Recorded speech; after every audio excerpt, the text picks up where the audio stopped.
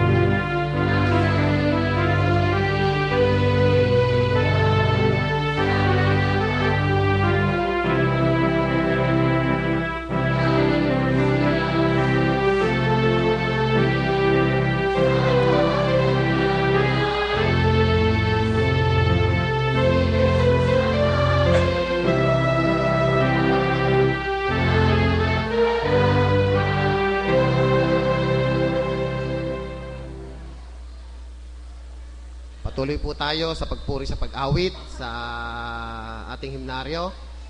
Pinapakiusapan po ang lahat ng mga manggagawa na umupo na po doon sa lugar na narapat para sa atin. Dito po sa gawing kaliwa. Lahat po ng mga kawal na ginagamit ng Diyos. Meron po tayong isang bahagi rito. Gusto po ng Council of Elders na sama-sama po tayo dito. Kaya po, sa pagpapatuloy, awitin po nating patuloy ang numero 71. Number 71.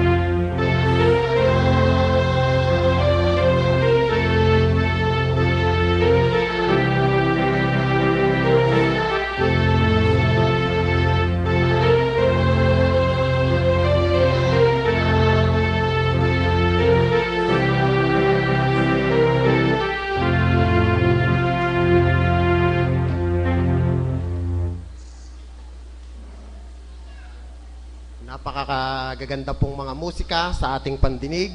Ang naririnig nating patuloy nating inaawit. At isa pa pong paalala para doon sa may mga dalang mga sanggol na gustong ihabilin. Magpalista na po o kumuha po ng mga form kay